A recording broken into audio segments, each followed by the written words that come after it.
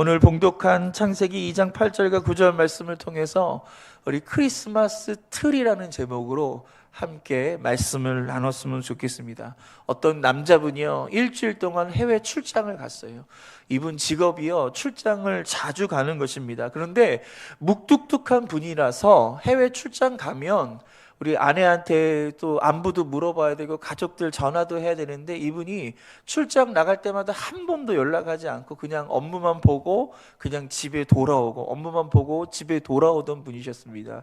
근데 이번 출장에는요, 무슨 마음을 거뒀는지 이분이요, 아내한테 사랑한다는 고백을 하고 싶은 거예요.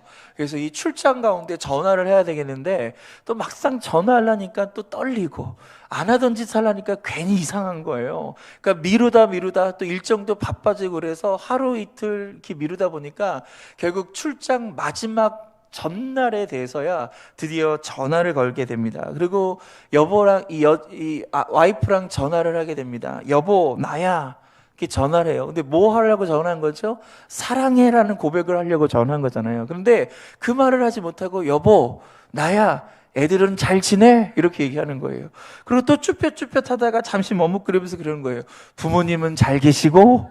얘기하는 거예요. 그리고 또 시간을 한참 보내다가 멈칫하다가 강아지는 잘 있고? 이렇게 얘기하는 거예요. 그리고 한 번 더 시간을 보내다가 뭐라고 하냐면, 망설이다가 겨우 하는 말이 뭐냐면, 화분에 물은 줬어? 이렇게 얘기하는 거예요. 그러니까 와이프가 이 전화를 받다가 속이 상한 거예요. 그래서 울면서 뭐라고 얘기하냐면, 당신 정말 너무하네요 하고 전화를 뚝 끊어버린 거예요. 이렇게 전화통화가 끝나버렸습니다. 여러분, 이 전화의 주인공이 누구예요? 아내란 말이에요. 그 아내한테 여보 사랑해 이 말 하려고 전화했는데 왜 아이들이 나오고 부모님이 나오고 강아지의 화분까지 나오다가 결국 하고 싶은 말을 못하고 그렇게 전화를 끊게 됐습니다. 사랑하는 성도 여러분, 우리 주변에도 이런 일들이 흔치 않게 벌어지고 있습니다. 여러분, 진짜 주인공은 나타나지 않고 있다는 것입니다. 해마다 성탄절이 되면요, 진짜 주인공은 나오지 않고 다른 사람들이 주인공 역할을 해요. 여러분, 성탄의 그 화려한 크리스마스 장식과 캐롤이 주인공처럼 여겨집니다. 백화점의 상술 산타크로스 할아버지가 마치 이 성탄절의 주인공이라고 생각합니다. 사랑하는 사람들의 연인이 고백하는 날이 마치 성탄절이라고 여겨지고요, 아이들은요, 성탄절 선물 달라고 한 달 전부터 부모님한테 리스트를 이렇게 써가지고, 저희도 큰아이, 둘째 아이들은 안 그런데 아직 5학년인 막내 아들은요, 저한테 계속 협박을 하는 거예요. 선물을 내놓으라고요. 이번에 성탄은 무슨 선물을 줄 거냐고 저한테 계속 협박을 하는데, 여러분, 이게 주인공이 아니에요. 그렇죠? 성탄절의 진짜 주인공은 누굽니까? 바로 예수 그리스도예요. 우리 한번 고백할까요? 성탄절의 주인공은 예수님입니다. 진짜 해야 할 말이 뭐죠? 우리 함께 고백할, 절 따라해 주세요. 예수님, 사랑합니다. 다시 한번 고백하여 예수님, 사랑합니다. 할렐루야. 우리 성탄의 계절의 진짜 주인공이신 오늘 그 예수 그리스도를 경배하고 우리가 마음과 뜻과 정성을 다하여 예배하며 우리가 우리 주님께 사랑을 고백하는 이 귀한 시간 되기를 주님의 이름으로 축원드립니다. 오늘은 대강절 네 번째 주일입니다. 네 번째 초의 불을 켜는 날인데요, 바로 오늘의 주제는 사랑이라는 주제예요.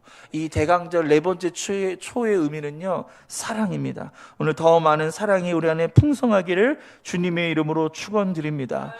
내일은 성탄절 주일이에요. 여러분, 공휴일이 아니라 주일입니다. 아멘?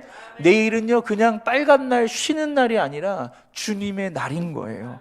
그래서 이 성탄절 주일날만큼은요, 여러분이 꼭 교회에 오셔가지고 우리 하나님께 경배하며 감사하며 우리가 찬양하는 이 귀한 시간 되기를 주님의 이름으로 축원드립니다. 크리스마스 하면 우리가 떠올리는 많은 상징들이 있습니다. 그 중에 가장 대표적인 것이 바로 크리스마스 트리가 아닌가 그렇게 생각합니다. 그런데 어쩌면 이 크리스마스 트리야말로 오늘 이 성탄이 세속화된 것을 가장 잘 상징해주는 물건이 되었다는 거예요. 왜냐하면 바로 성탄절의 의미를 깨닫지 못하는 거예요. 그 화려함만 있는 거예요. 아름다움만 있는 거예요. 많은 사람들이 크리스마스 트리를 보면서 야, 멋있다, 아름답다, 그리고 서로 셀카를 찍고 서로 사진을 찍어주면서 그렇게 어떤 것을 기념하고 SNS에 올리면서 이 성탄의 크리스마스 트리를 보게 되는데요. 그렇지만 이 크리스마스 트리는요, 그런 의미가 있는 것이 아니에요. 이 트리를 통해서 뭘 보는 거예요? 바로 아기 예수님이 이 땅에 오셨음을 믿지 않은 사람들한테 선포하는 그런 메시지가 담겨져 있다라는 것입니다. 오늘 설교 말씀을 통해서 이 크리스마스 트리가 어떤 의미를 갖고 있는지 함께 깨닫는 시간이 되기를 주님의 이름으로 축원드립니다. 첫 번째 가장 중요한 것은요, 성탄목의 의미를 갖고 있는 것입니다. 여러분, 크리스마스 트리 영어예요. 이 영어를 한국말로 번역을 하면요, 성탄목이 되는 것입니다. 우리 창세기 2장 9절 말씀을 읽겠습니다. 시작. 여호와 하나님이 그 땅에서 보기에 아름답고 먹기에 좋은 나무가 나게 하시니 동산 가운데는 생명나무와 선악을 알게 하는 나무가 있더라. 아멘. 여러분, 하나님께서 에덴 동산을 만들어 주셨단 말이에요. 그 에덴 동산의 중앙에 가장 중요한 두 개의 나무가 있어요. 그래서 신앙생활에 있어서는요, 이 나무가 필요한 거예요. 오늘 하나님은요, 이 에덴 동산에 생명나무와 선악을 알게 하는 나무를 두 개 하시면서 각각에 이렇게 말씀하셨어요. 생명나무 열매를 먹되 선악을 알게 하는 나무의 열매는 먹지 말라고 하나님께서 명령하셨어요. 그런데 인류의 최초 조상이었던 아담과 하와가 어떻게 하죠? 생명나무의 열매를 먹지 않고요, 선악을 알게 하는 나무의 열매를 먹는 거예요. 그러면서 오늘 인류에 죄가 들어온 거예요. 여러분, 과거 우리 신앙의 선배들은요, 이 성탄 전야에 이 성경의 이야기를 통해서 연극을 했습니다. 교회와 교회 앞마당에서 사람들이 보는 곳에서 이러한 성극을 했는데, 가장 중요한 주제가 바로 이 창세기 3장에 나와 있는 아담과 하와가 이 타락하는 장면, 바로 선악을 알게 하는 나무의 실과를 따먹는 이러한 연극을 통해서 바로 이 성탄의 의미를 깨닫는 시간이 됐다라는 것입니다. 사랑하는 성도 여러분, 생명나무가 있고요, 선악을 알게 하는 나무가 있습니다. 그렇다면 이 크리스마스 트리의 이 성탄목은요, 여러분, 생명나무를 상징할까요? 아니면 선악을 알게 하는 나무를 상징할까요? 네, 일부 예배를 들으셔가지고 답을 아시는 거예요. 할렐루야. 예, 이 성탄목은요, 여러분, 뭘 상징한다고요? 생명나무를 상징하는 것입니다. 사실 하나님께서 이 에덴 동산에 두셨던 이 두 개의 나무가 정말 중요한 나무라는 거예요. 중에 생명나무는요, 너무 중요해요. 그래서 어쩌면 우리에게 주신 가장 큰 복음과 축복은요, 생명나무입니다. 왜냐하면 이 생명나무의 열매를 먹고 하나님은 아담과 하와가요, 이 에덴 동산에서 영원한 삶을 살기를 원했다는 거예요. 이 나무의 실과를 먹으면요, 죽지 않아요. 그리고 이 나무의 실과를 먹으면요, 활기가 차요. 이 나무의 실과를 먹으면요, 어떠한 질병이 있다 할지라도 치유가 되는 놀라운 축복의 열매인 거예요. 왜 이걸 안 먹어가지고, 그렇죠? 우리가 이렇게 고생을 하고 이렇게 아프고 이렇게 무기력하지 않습니까? 여러분, 아침에 일어날 때 여러분 거뜬하게 일어나시나요? 어떤 분을 보니까 벽 잡고 일어나요. 막 오늘 그냥 눈을 뜨지 못하고 그냥 겨우 막 그냥 벽 잡고 일어나가지고 하루를 시작하신 분이 있어요. 왜 그렇습니까? 우리가 짓눌리는 게 그렇게 많아요. 우리는 죄에 짓눌리고 문제에 짓눌리고 여러 가지 어려움에 짓눌리고 관계의 어려움 가운데 우리가 짓눌리기 때문에 아침에 일어나는 것이 너무 어려워요. 이 얘기가 뭡니까? 우리에게 뭐가 없는 거예요? 활기가 없는 거예요. 그 생명력이 우리에게 부족한 거예요. 근데 이 생명나무의 실과를 먹으면 그 생기를 주게 되고, 할렐루야, 그 생명력이 회복이 되는데, 오늘 아담과 하와는 그것을 먹지 않고 뭘 먹은 거예요? 바로 우리가 하나님처럼 된다고 하는, 우리의 눈이 밝아진다는 그 선악을 알게 하는 나무의 열매를 먹게 됩니다. 그리고 그것을 먹음을 통해서 인류의 죄가 시작이 되었어요. 그래서 그 죄로 말미암아 우리는 영원한 형벌을 받게 되죠. 에덴 동산에서 쫓겨나가게 됩니다. 우리는 죽을 수밖에 없는 존재가 되고요, 심판을 받게 되는데, 바로 하나님께서 이러한 저와 여러분, 이러한 죄의 싹슨 사망이고 그 사망 가운데 영원한 형벌을 받을 수밖에 없는 저와 여러분을 살려내기 위해서 하나님께서는 제사도 알려주시고 선지자도 보내주셨지만 다 불완전했어요. 다 안 되는 거예요. 그래서 어떻게 합니까? 마지막 수단으로 하나밖에 없는 이 아들 예수 그리스도를 이 땅에, 인간의 몸을 이 땅에 입고 보내주셔서 우리의 죄를 사해 주시고 우리를 구원해 주신 날, 바로 예수님이 이 땅에 오신 그날이 어떤 날이에요? 바로 성탄절이다라는 것입니다. 오늘 이 성탄절은 바로 예수 그리스도께서 우리에게 다시 한번 생명나무가 되어주시겠다라고 하는 놀라운 믿음의 사건인 것을 믿으시기를 바랍니다. 할렐루야. 그래서 예수님은 이 십자가의 나무에 달려오셔서 우리의 죄값을 치러주셨어요. 그래서 부활 승천하셔서 우리에게 영원한 생명의 열매를 우리 가운데 주신 것입니다. 성경은 이렇게 얘기합니다. 예수님께서 부활의 첫 열매가 되어주셨다. 그럼 그 열매가 뭐예요? 바로 생명나무의 열매라는 거예요. 오늘 이 성탄목, 바로 이 생명나무를 상징하는 것입니다. 여러분, 마가복음 15장 22절과 23절 말씀을 같이 읽겠습니다. 시작.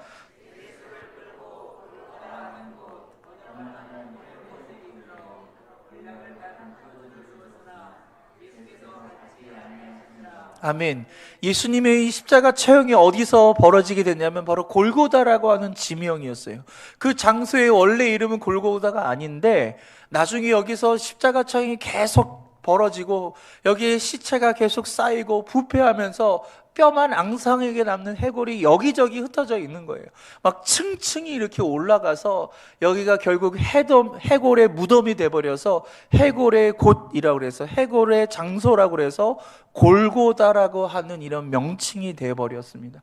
바로 이러한 죽음의 장소에, 이 죽음의 기운이 있는 이곳에 예수님의 십자가가 세워졌다라는 것입니다. 죽음의 언덕 위에 세워진 이 십자가를 통하여 예수 그리스도는 인류의 모든 죄를 용서해 주시고 사해 주시고 해결해 주신 것을 믿으시기를 주님의 이름으로 축원드립니다. 그 자리에서 영원한 생명나무가 되어 주셨다는 거예요. 오늘 왜 성탄절이 기쁜 날입니까? 성탄절이 기쁜 건요, 사랑을 고백하기 때문에 기쁜 것이 아니라 바로 우리의 죄를 용서해 주신 날, 할렐루야, 우리의 죄의 문제를 해결해 주신 날, 오늘 그렇게 우리가 기뻐해야 될 날이 될 줄 믿습니다. 할렐루야. 우리 요한복음 5장 24절 말씀을 읽겠습니다. 시작. 내가 진실로 진실로 너희에게 이르노니 내 말을 듣고 또 나 보내신 이를 믿는 자는 영생을 얻었고 심판에 이르지 아니하나니 사망에서 생명으로 옮겼느니라. 아멘. 어디서 어디로 옮겼다고요? 사망에서 생명으로. 여러분, 사망이 우리의 종착지였어요. 사망이 우리의 존재였다는, 우리의 실존은 사망이었어요. 우리의 운명은 사망이었어요. 영원한 형벌 가운데 우리는 사망이라는 감옥에 우리는 갇혀 있을 수밖에 없는 것이 저와 여러분의 모습이었는데, 바로 하나님의 아들 예수님이 이 땅에 오심을 통하여서 우리의 모든 죄를 그 십자가에서 다 해결해 주셔서 그 빚을 갚아주시고 그 죄의 문제를 해결해 주셔서 우리를 사망에서 생명으로 옮겨주신 것입니다. 오늘 믿으시기를 주님의 이름으로 축원드립니다. 그래서 이 크리스마스 트리의 가장 중요한 상징인 이 전나무는 뭘 상징하냐면 바로 생명나무를 상징하는 것입니다. 여러분, 두 번째로 이 나무만 딱 덩그러니 있는 것이 아니라 이 나무에 상징물이 필요하거든요. 그래서 이 우리의 선배 신앙인들은요, 이 나무에다가 몇 가지 장식품을 올려놨는데 오늘 그것들을 하나 둘씩 살펴봤으면 좋겠습니다. 첫 번째는요, 바로 금단의 사과라는 것입니다. 우리 창세기 3장 6절 말씀을 읽겠습니다. 시작. 여자가 그 나무를 본즉 먹음직도 하고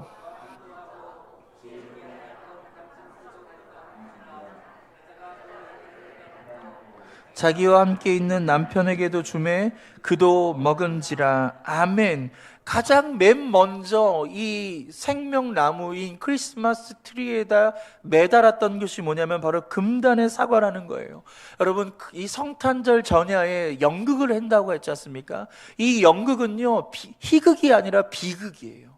왜 그렇죠? 바로 인류가 어떻게 죄가 들어왔는지, 어떻게 우리가 죄가 시작이 되었는지에 대한 그 이야기, 그 성경 이야기, 바로 창세기 3장의 이야기를 연극으로 꾸며가지고 사람들 앞에 공연으로 펼치는 것이 바로 이때 당시의 연극이었습니다. 그래서 이 신앙의 선배들은요, 이 크리스마스 트리에다가 금단의 사과를 딱 올려놓고 이것 때문에 우리가 죄가 시작되었고 이것 때문에 우리는 죽게 되었다라는 것을 상징하는 이 금단의 사과를 올려놨습니다.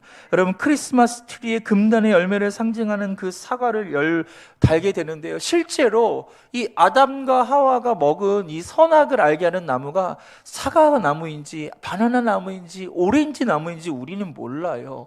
어떤 나무인지 몰라요. 그것이 그냥 하와가 뭐했어요? 보암직도 하고 먹음직스럽다, 탐스럽다, 이 정도만 우리가 알 수 있지 그것이 어떤 열매인지를 모릅니다. 그렇지만 신앙의 선배들은 그것이 아마 사과가 아닐까, 아마 이렇게 생각을 하면서 이 사과나무를 이 크리스마스에 장식하면서 바로 이 사과 때문에 인류의 죄가 시작이 되었다, 선악을 알게 하는 나무의 실과를 따먹으면서 우리가 죄가 시작됐다는 것을 바로 여기서 알게 하는 것입니다. 여러분, 선악을 알게 하는 나무에서 이 열매를 따먹을 때 이 뱀이 뭐라고 유혹을 하죠? 네가 이것을 먹으면 눈이 밝아져서 하나님처럼 된다는 거예요. 여러분, 눈이 밝아진다는 건 뭐죠? 하나님처럼 된다는 건 뭐예요? 주도권에 대한 이야기예요. 여러분, 어떠한 이 심리학자가요, 독일에서 한국 사람이 독일에서 연구하고 발표한 내용을 제가 한번 읽어봤는데요, 이 집안에서는요 서로 주도권 싸움이 계속 벌어진다는 거예요. 남편이, 아내가, 아이들이요 그 주도권 싸움을 계속 벌어지는데 그 가장 치열한 현장이 뭐냐면은 이 아내가 이 집안에서 주도권 싸움하는 가장 강력한 수단이 뭐였냐면 집안을 정리하는 거라는 거예요. 그 집안을 정리하면서 이 집안의 주인이 나라는 것을 확인하는 거예요. 그런데 이 집안을 남편과 아이들이 가만두나요? 가만두지 않나요? 그렇죠. 가만두지 않죠. 그렇죠? 막 어지럽힌단 말이에요. 저희 아들도 막 수도 없이 막 어지럽혀요. 그러면 와이프가 어떻게 하죠? 청소해! 저거 치워! 이렇게 하면서 자신의 그 주도권을 쌓는 건데, 근데 사실 아이들이 이 집안을 엉터리고 여러분 이렇게 망가뜨리는 이유도요 주도권 싸움이라는 거예요. 왜냐? 이 집안은 내 것이기 때문에 내 마음대로 할 수 있다라는 그것이라는 거예요. 그래서 이 청소를 하느냐 안 하느냐가 이 주도권 싸움의 가장 핵심적인 것이라고 한 심리학자의 발표가 있었는데, 여러분 공감이 되실지 안 되실지 모르지만 중요한 것은 뭐냐면 죄 가운데 빠져 있는 저와 여러분요 항상 주인이 되고 싶다 한다는 거예요. 이 교회에서도 주인이 되고 싶고 어디를 가서나 내가 주인이 되고 싶은 거예요. 근데 주인이 되지 못하면 우리는 속상한 거예요. 주인이 되지 못하면 우리는 괴로운 거예요. 그래서 어떻게 하든지 우리가 주인이 되려고 하는데, 여러분 성탄절의 주인은 우리가 아니라 바로 아기 예수 그리스도고, 할렐루야. 그 아기 예수 그리스도를 우리가 주인으로 모실 때 우리 모두가 주인공이 되는 거예요. 할렐루야. 누가 주인공이 되는 것이 아니라, 누가 따르는 사람이 되는 것이 아니라 우리 모두가 우리의 인생이 주인공이 되어서 살 수 있는 거예요. 이것을 전문 용어로 평화라고 얘기하는 거예요. 평화는요 여러분 누가 주인공이 되는 것이 아니라 모두가 다 주인공이 되는 거예요. 오늘 우리 교회에 이런 평화가 있기를 원하고, 할렐루야, 여러분의 가정에 이런 평화가 있기를 주님의 이름으로 축원드립니다. 그래서 이 금단의 사과를 가장 먼저 장식하게 됩니다. 두 번째 장식했던 것은 종이로 만든 장미꽃입니다. 신앙의 선배들이 매달았던 두 번째 장식물은 바로 종이로 만든 장미꽃입니다. 창세기 찬송가 여러분 242장에 이런 찬양이 있습니다. 황무지가 장미꽃같이 피는 것을 볼 때에 구속함에 노래 부르며 거룩한 길 다니리. 여기까지 하겠습니다. 할렐루야. 여러분 이 찬양에 가서 보죠. 황무지에 장미꽃이 핀다라는 거예요. 여러분 장미꽃이 우리나라에 언제 피는지 아십니까? 5월 달에 펴요. 날씨가 가장 좋을 때, 땅이 가장 비옥할 때 피는 게 장미꽃이라는 거예요. 그래서 장미꽃이 발화하려면요, 땅이 좋아야 되고 날씨가 좋아야 되고요, 비가 충분히 와야 되는 거예요. 그런데 오늘 이 찬송가의 가사는 뭐예요? 황무지에 장미꽃이 핀다는 거예요. 이 찬양의 가사는요, 이사야 35장의 말씀을 기초로 해서 작사를 한 것인데, 우리 함께 말씀 보겠습니다. 이사야 35장 1절입니다. 시작. 광야와 마른 땅이 기뻐하며 사막이 백합화 같이 피워 즐거워하며. 광야와 그 메마른 땅이 기뻐하며 사막이 백합화 같이 피워 즐거워한다. 여러분, 고대에는요, 장미라는 표현이 없었어요. 그래서 이 백합화라는 표현은 많은 성경학자들이 이것이 장미꽃이다라고 얘기를 하고 있는 거예요. 오늘날 우리가 말하는 그 장미꽃이 이 백합화라고 얘기합니다. 근데 이 장미꽃이 어디 핀 거예요? 사막에 핀 거예요. 여러분, 사막에 장미꽃이 필 수 있을까요? 전혀 필 수 없어요. 이건 불가능한 거, 이건 기적 같은 일이에요. 그런데 그러한 일들이 일어난다라는 것입니다. 오늘 예수님께서 인간의 몸을 입고 이 땅에 오시는 것은 가능한 일일까요? 전혀 불가능한 일이었어요. 어떻게 신이 인간이 되죠? 이건 불가능한 거예요. 인간이 신이 되는 것도 불가능한 거지만 신이 인간이 되는 건 더더욱 불가능한 일인데, 바로 하나님의 아들 예수님, 그 신이 바로 인간이 된 날, 바로 황무지에 장미꽃이 피어난다라는 것입니다. 여러분, 결코 일어날 수 없는 일들이 일어난 것을 얘기하고 있습니다. 한 사진을 보여줄 텐데요. 이곳은요, 칠레의 아카타마라는 사막입니다. 세계에서요, 가장 건조하기로 유명한 사막이에요. 세계 유명한 사막 많잖아요. 뭐 사하라 사막, 고비 사막, 여러 유명한 사막 많아요. 그런데 그 어떠한 사막보다도 가장 건조한 곳이 이 칠레에 있는 아카타마라는 사막입니다. 여러분, 가끔 영화에 보면요, 화성을 주제로 하는, 달이라든지 화성을 주제로 하는 영화를 찍을 때가 있는데, 그때 어디서 찍냐면 바로 이 아카타마 사막에서 찍는다고 합니다. 그만큼 땅이 건조하고요, 그만큼 화성과도 같은 이런 건조함을 갖고 있기 때문에 이것은 유명합니다. 연평균 강수량이요 15mm에 이릅니다. 1.5cm, 오지도 않는 거예요. 이러한 곳에 몇 년 전에요, 슈퍼 엘니뇨 현상에 의해서 이곳에 무려 7시간 동안 장대비가 쏟아졌다고 합니다. 엄청난 폭우가, 엘니뇨 현상이죠. 기상 이변 현상으로 해서 비가 내리게 되는데요, 그때 이 사막 속에 있었던 씨앗들이 다 피어나가지고요, 이런 아름다운 꽃을 피웠어요. 여러분, 사막에 꽃이 필 수 있습니다. 여러분, 이것은 일방적인 것은 아니지만 이것이 가능하다. 할렐루야. 이사야의 시대나 예수님이 오실 당시 시대는요, 그야말로 영적으로 혼탁한 시대였어요. 광야의 시대였어요. 사막의 시대였습니다. 그 사막 한가운데 누가 오신 거라고요? 예수님이 이 땅에 오셨어요. 꽃을 피셨다라는 것입니다. 불가능한 그 일들이 가능한 일이 되었다라는 것입니다. 오늘 그 얘기는 뭐냐? 바로 이 크리스마스 트리의 두 번째, 이 종이로 만든 장미꽃을 딱 올렸다는 것은 뭐냐면 기적은 일어난다라는, 할렐루야. 우리의 삶에 있을 수 없는 일들이 일어날 수 있다. 오늘 기적을 상징하는 거예요. 여러분, 오늘 이것을 상상할 수 있기를 주님의 이름으로 축원드립니다. 예수 믿는다는 사람은요, 다른 말로 뭐라면 기적을 믿는 사람이에요. 여러분, 우리의 삶에 불가능한 일들이 얼마나 많아요. 안 되는 일이 얼마나 많아요. 그렇지만 오늘 이 성탄의 계절을 통하여 오늘 예수 그리스도를 믿으시기를 주님의 이름으로 축원드립니다.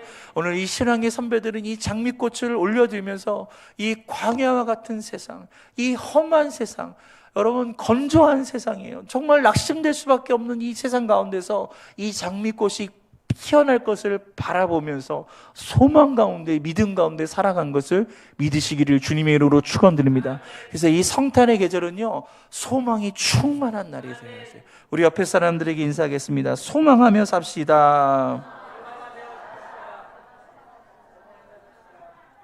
세 번째 장식물은요, 생명의 빵이라는 것입니다. 우리 요한복음 6장 35절 말씀을 읽겠습니다. 시작. 예수께서 이르시되 나는 생명의 떡이니 내게 오는 자는 결코 줄이지 아니할 터이요 나를 믿는 자는 영원히 목마르지 아니하리라. 아멘. 여러분 요한복음에는요, 나는 뭐뭐다, I am 이라는 표현을 예수님께서 여러 번 걸쳐서 표현을 하셨는데, 가장 중요한 게 뭐죠? 나는 누구다고요? 생명의 떡이다 라고 얘기하고 있어요. 예수님은 생명의 떡이에요. 이것은 우리나라 말로 번역해서 떡이지만 여러분 영어 문화권에서는요, 빵으로 번역을 되고 있습니다. 그래서 나는 생명의 빵이다, 나는 생명의 떡이다. 예수님이 어떤 분이시라고요? 생명의 떡인 거예요. 여러분 에덴 동산에 두 개의 나무가 뭐였죠? 하나는 생명나무, 하나는 선악을 알게 하는 나무.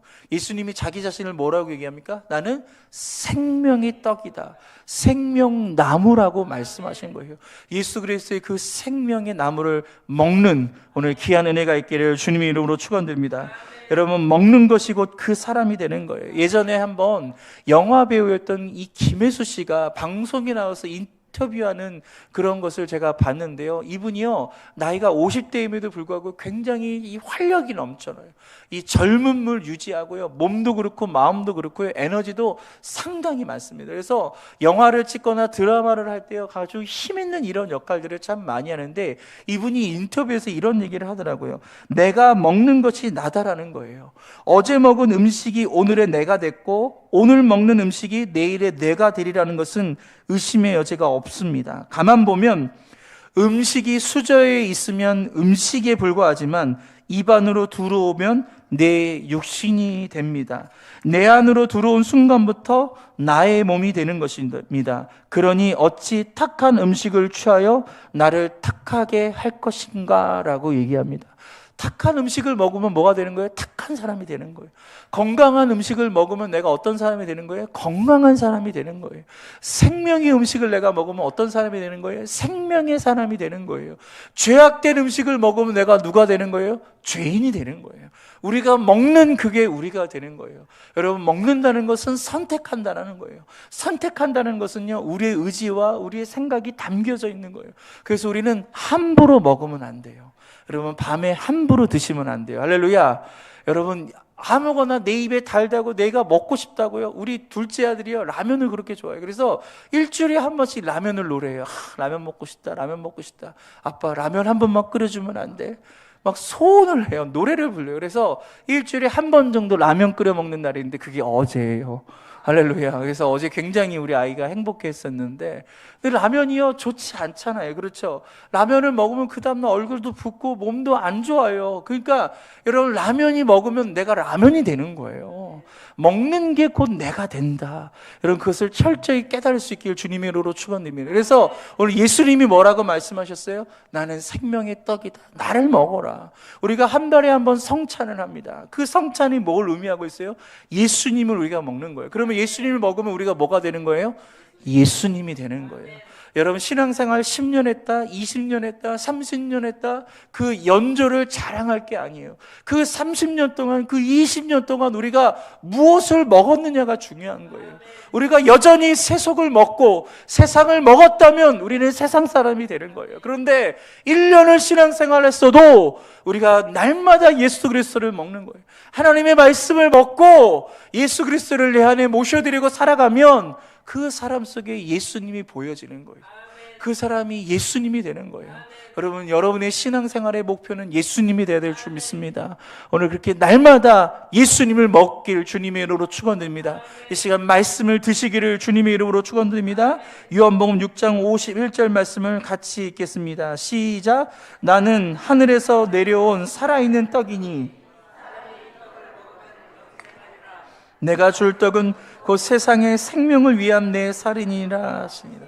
아멘. 생명나무가 예수님이신 거예요. 아멘. 예수님을 먹으면 우리 속에 영생하게 되고요, 예수님을 먹으면 우리가 활기차게 되고요, 예수님을 먹으면 모든 질병이 치유가 되고요, 예수님을 먹으면 우리의 마음에 생기와 소망이 일어나는 거예요. 그래서 날마다 예수님의 이름으로 충만하시길 바랍니다. 여러분이 하나님을 진짜 만나고 나면요, 세상이 달라 보이지 않나요?